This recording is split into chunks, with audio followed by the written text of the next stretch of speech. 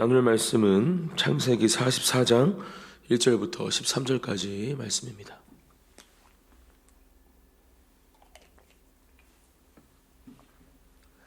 창세기 44장 1절부터 13절까지 말씀 한 절씩 교독하시고 마지막 13절은 함께 읽겠습니다. 제가 먼저 1절 말씀 봉독하겠습니다.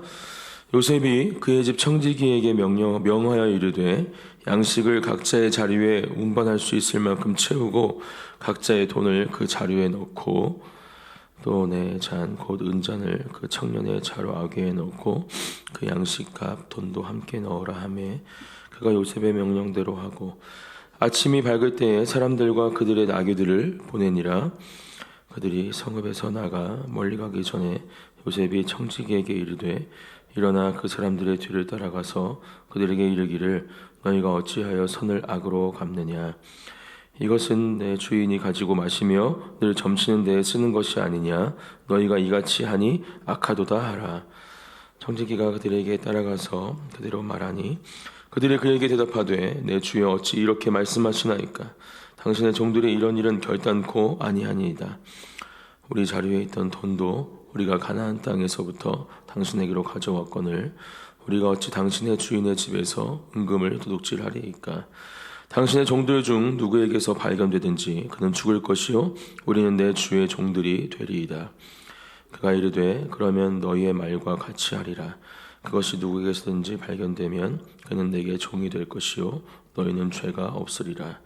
그들이 각각 급히 자루를 땅에 내려놓고 자루를 각기 푸니 그가 나이 많은 자에게서부터 시작하여 나이 적은 자에게까지 조사하며 그 전에 베냐민의 자루에서 발견되니라. 함께 읽겠습니다.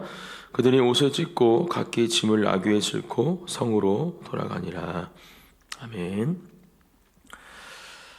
형제들과 다시 만난 요셉, 특별히 형제들이 식량을 구하러 처음에 요셉을 찾아왔을 때 요셉은 그냥 식량을 잘 주고 또 자신이 누구이고 또 그렇게 이 형들 앞에 있던 본인이 형들이 버렸던 동생이라는 것을 알리지 않죠.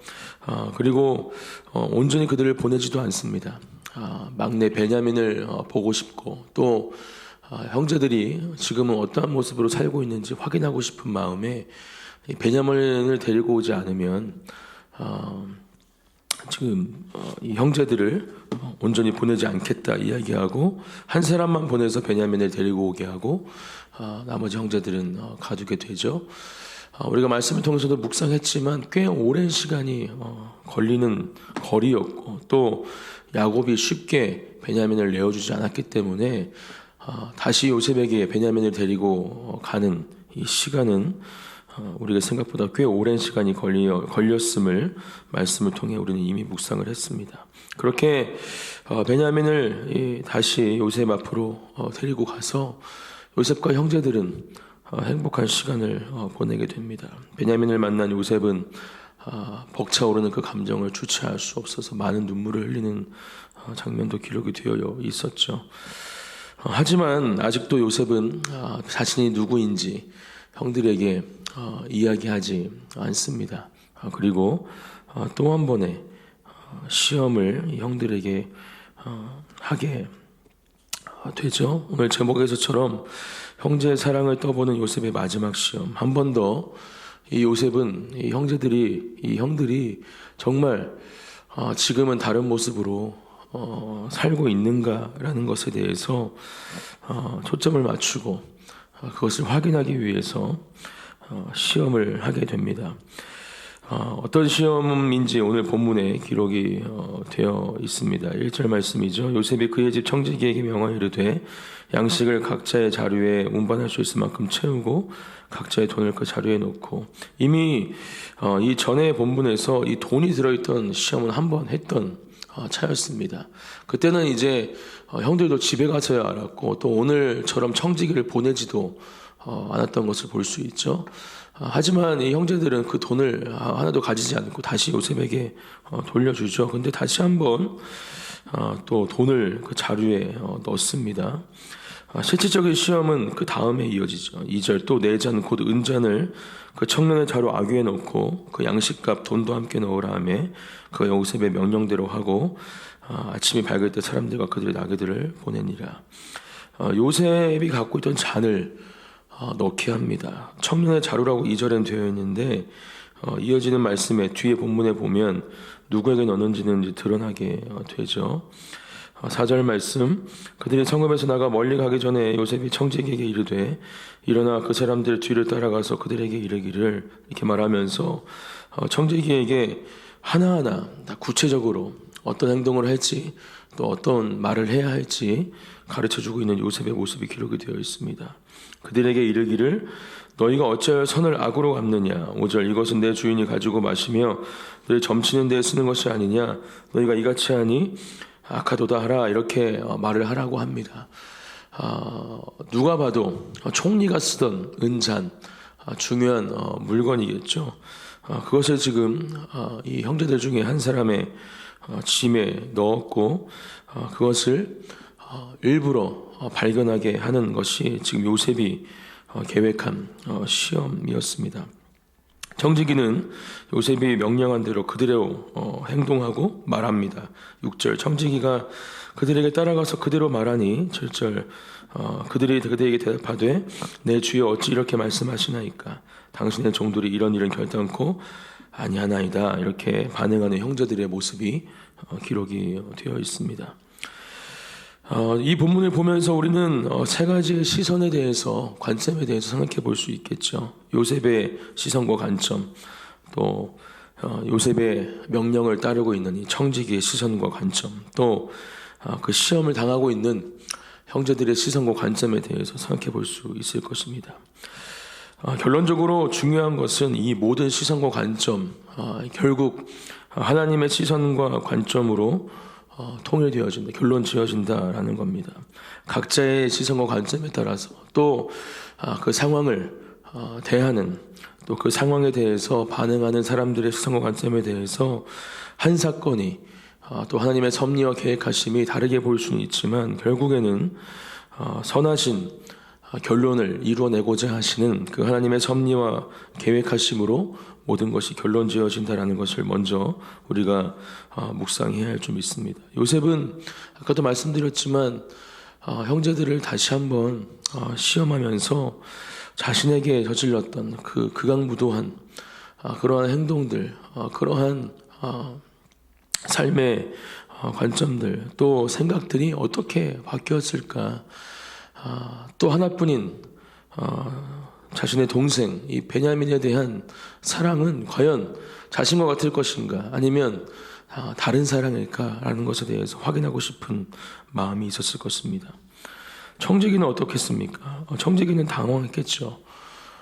총리가 지금 자신들에게 자신에게 자신의 나라에 이 식량을 구하러 온 어쩌면 아무런 잘못이 없을 것 같은 이 사람들에게 또 그렇게 식탁에 교제를 베풀었기 때문에 총리도 마음에 들어하는 사람이구나 생각하고 있었을 텐데 이러한 시험을 이 청지기를 통해서 명령할 때 이 청지기의 마음도 아마 쉽지는 않았을 겁니다. 형제들은 물론 오늘 반응하는 모습을 보면 우리가 알 수 있지만 엄청 당황하고 또 이미 자신의 자루에 돈이 들어있던 경험들을 했기 때문에 왜 자꾸 우리에게 이런 일을 총리는 행하는 것일까라는 생각을 하고 있었을 테고 또 지금은 실제적으로 도둑으로 몰리는 상황이 되고 있기 때문에 쉽지 않은 시간들을 보내고 있었을 것입니다. 하지만 이 모든 상황들을 하나님은 하나님의 주권 아래에서 하나님의 손 안에서 풀어가고 계시는 중이었고 결국에는 우리가 이 창세기의 말씀을 통해서도 알 수 있듯이 하나님의 놀라운 역사하심을 모두가 경험하는 사건이 됨을 우리는 알고 있는 것이죠. 다윗이 밧세바를 범하던 순간이 저는 이 말씀을 묵상하면서 떠올랐습니다. 저는 그때에도 마찬가지라고 생각합니다. 우리의 모든 시선들은 이 상황을 악으로 볼 수밖에 없죠. 어떻게 한 나라의 왕이 또 특별히 하나님께서 선택하시고 세우신 왕이 모든 사람들은 전쟁에 나가서 목숨을 걸고 싸우고 있는 중에 성전에서 낮잠을 자고 또 일어나서 옥상에서 거닐다가 자신이 제일 총애하던 장군의 여인을 범하는 그런 장면, 또 그것도 마찬가지로 오늘 요셉이 이 청지기에게 시켰던 것처럼 신하를 통해서 데리고 오게 하지 않습니까? 그 신하는 어떤 마음이었겠습니까? 왕이었던 다윗의 명령을 따라야 했겠지만 밧세바를 데리고 와라. 또 분명히 그 의도를 파악했을 것이고 그것을 행하는 이 신하도 오늘 청지기와 같은 비슷한 마음이었을 겁니다.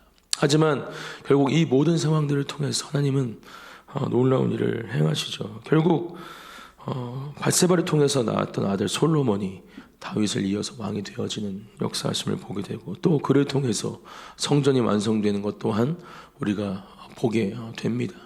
그러니까 하나님의 일하심, 하나님의 섭리하심과 계획하심은 사람의 생각으로는 판단할 수 없는 것이고 또 그것이 어떠한 상황, 힘들고 어려운 상황일지라도 또 다른 사람들이 보기에는 쉽지 않은 또 어쩌면 악으로 보이는 상황일지라도 하나님은 그 가운데 항상 함께하고 계시고 하나님께서는 하나님의 사람들을 분명히 하나님의 방법으로 인도하고 계심을 우리는 발견해야 하는 것입니다. 오늘 사건도 그런 하나님의 시점 또 하나님의 관점으로 묵상하기를 소망합니다. 형제들은 이러한 상황 가운데 결단코 아니하나이다 이렇게 말하면서 맹세하는 표현을 이 청지기에게 씁니다. 이 결단코라고 쓰인 단어의 원어가 맹세의식에 쓰인 단어임을 살펴볼 때 우리가 얼마만큼 지금 이 형제들이 억울함을 표현하고 있는지 알 수가 있는 것이죠. 8절 우리의 자료에 있던 돈도 우리가 가나안 땅에서부터 당신에게로 가져왔거늘 전에 있던 사건을 말하면서 우리는 절대로 총리의 돈이나 또 재물에 관심을 두지 않습니다라는 것을 언급하고 있는 것입니다. 어찌 당신의 주인에서 은금을 도둑질하리이까? 9절 당신의 종들 중 누구에게서 발견되든지 그는 죽을 것이요 우리는 내 주의 종들이 되리이다 이야기를 합니다. 우리에게 발견이 되면 당연히 그 목숨은 총리의 것이고 또 우리 또한 당신들의 종이 되겠다 이야기합니다. 청지기가 또 이렇게 이야기를 하죠. 그가 이르되 그러면 너희의 만류가 같이 하리라. 그것이 누구에게서든지 발견되면 그는 내게 종이 될 것이요 너희는 죄가 없으리라 이야기하면서 형들은 그는 죽고 우리는 종들이 되겠다 이야기하는데 청지기는 분명히 그 잔이 발견된 사람의 초점을 맞춰서 이야기를 하는 것을 알 수가 있습니다. 그러면서 11절 형제들의 모든 짐을 다 확인하죠. 그들이 각각 급히 자루를 땅에 내려놓고 자루를 각기 푸니 큰형이었던 루벤부터 막내였던 베냐민까지 모든 짐들을 내려놓고 그 자루를 풀고 있는 겁니다. 12절 그가 나이 많은 자에서부터 시작하여 나이 적은 자에게까지 조사하매 그 잔이 베냐민의 자루에서 발견된지라. 네, 아마 요셉이 누구에게 넣어야 할지까지 가르쳐 줬을 겁니다. 베냐민의 자루에 그것을 넣었고 결국에는 그 자루에서 요셉의 잔이 발견이 되어지죠. 그리고 13절 오늘 가장 중요한 말씀이라 생각되어집니다. 그들이 형들이죠. 옷을 찢고 각기 짐을 나귀에 싣고 성으로 돌아가니라 이렇게 기록이 되어 있습니다. 계속해서 형들과 제외하는 이 사건들을 통해서 요셉이 당했던 그런 어려움들을 오버랩 해볼 수 있습니다. 다시 한번 떠올리면서 이 말씀을 묵상해야 합니다. 요셉은 계속해서 지금 이 상황을 분명 자신의 주인이고 또 삶의 인도자이신 하나님께서 함께하고 계심을 알고 있었기에 그것을 바라보며 의지하며 그 시간들을 보내고 있었습니다. 그렇기 때문에 과연 하나님은 나의 인생 가운데 특별히 이 형들과의 관계 가운데 어떻게 하나님의 선하신 계획들을 이루어가실까라는 질문들이 또 생각들이 가득 차 있었을 것이고 지금 그것들을 확인하고 싶은 마음으로 이러한 일들을 행하고 있는 것이죠.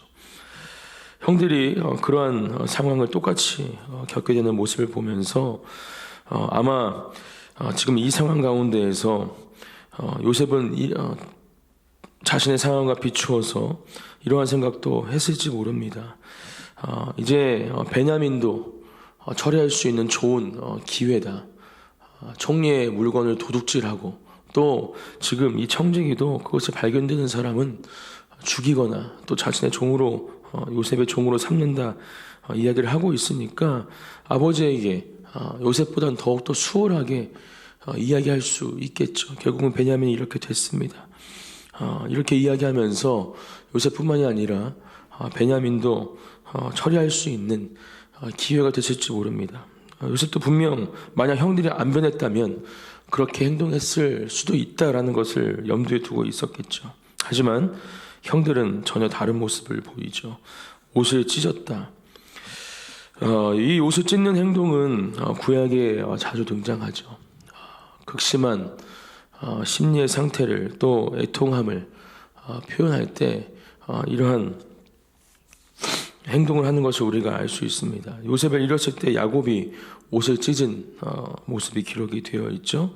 이제 반대로 지금 베냐민을 잃게 되는 이 상황 가운데에서 모든 형들이 옷을 찢는 모습을 보이고 있습니다. 이미 형들은 변했다고 우리는 이 모습을 통해 판단해 볼 수 있습니다. 그렇게 옷을 찢는다는 것은 자신의 형제를 버리고 또 아버지의 고통을 자신들의 기쁨으로 여기던 그때가 아닌 지금 이제 막내 이 베냐민을 잃을지도 모르는 이 상황이 자신들에게도 동일하게 그 고통과 슬픔이 경험되어지고 있음을 이 행동을 통해서 우리가 알 수 있는 겁니다. 그리고 그 뒤의 행동 또한 저는 놀라운 변화라고 생각합니다. 짐을 나귀에 싣고 성으로 돌아간다. 아까 8절에서도 9절에서도 묵상했지만 우리도 이 애굽의 종이 되겠다 이야기하던 형들에게 청지기는 아니다. 자녀 발견한 사람만 종이 될 거다 이야기했지만 이 형들은 지금 다시 그 짐을 나귀에 싣고 성으로 베냐민과 함께 가는 모습을 보여주고 있습니다. 분명히 이전과는 다른 모습이고 이제는 자신의 형제를 책임질 수 있는 상태로 이 형들이 변화되어진 것이죠. 그리고 이러한 상황이 풀어지면서 요셉과 형제들의 놀라운 화해가 이제 이어지는 본문에서 등장할 것입니다. 우리는 계속해서 이 요셉의 말씀을 묵상하면서 우리의 속사람에 대해서 또 우리가 가지고 있는 깊은 상처에 대해서 묵상해보고 계속해서 이태 목사님께서도 말씀해 주시지만 이제 우리에게 주어진 이 치유와 사랑이라는 이런 중요한 포인트를 우리가 매일매일 우리가 주어지는 말씀을 묵상하며 우리의 삶의 자리 가운데에도 적용해야 할 줄 믿습니다. 나 자신은 물론이고 내 주변에 있는 사람들에게도 그러한 하나님께서 허락하시는 치유와 사랑을 전하고 또 그것들로 인해서 우리가 영과 육이 건강해지는 새로워지는 은혜를 경험해야 할 줄 믿습니다. 오늘 하루도 그러한 하루가 되시기를 예수님의 이름으로 축복합니다. 또한 하나님의 그 섭리와 계획하심 가운데 우리는 어떤 때는 힘들고 어려운 상황들을 만날 수도 있습니다. 또 그것이 우리의 관점에서는 과연 이것이 하나님의 인도하심이 맞는가라는 질문이 생길 때도 있을 수 있습니다. 하지만 우리는 분명히 기억해야 합니다. 하나님의 관점과 시선 아래에서 하나님은 언제나 그런 선한 결론을 지어주실 분이시라는 것을 믿음으로 고백하는 가운데 그 인도하심을 우리가 따라간다면 하나님은 놀라운 일을 우리 삶 가운데 행하실 것입니다. 오늘 요셉의 시험, 어쩌면 형제들에게는 용서받을 기회가 또 요셉에게는 용서할 기회가 되고 있는 시험입니다. 하나님은 그렇게 일하시고 계신 것이죠. 우리의 인생이 하나님의 주권 안에 있음을 또 하나님의 소원 안에 있음을 다시 한번 기억하고 믿음으로 고백하며 그렇게 하나님의 인도하심을 따라가는 모든 하나님의 백성들이 되어지기를 다시 한번 예수님의 이름으로 축복합니다. 제가 잠시 기도하겠습니다. 사랑하는 하나님 감사합니다. 오늘도 우리에게 주신 하나님의 말씀, 이 말씀을 붙잡고 오늘도 살아계셔서 우리의 삶의 주인 되시며 인도자가 되어주신 하나님을 바라보기 원합니다.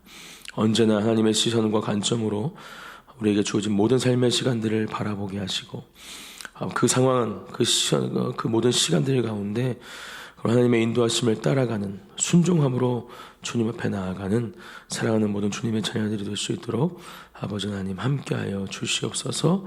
그렇게 일하실 주님을 찬양합니다. 감사드리며 예수님의 이름으로 기도드립니다. 아멘.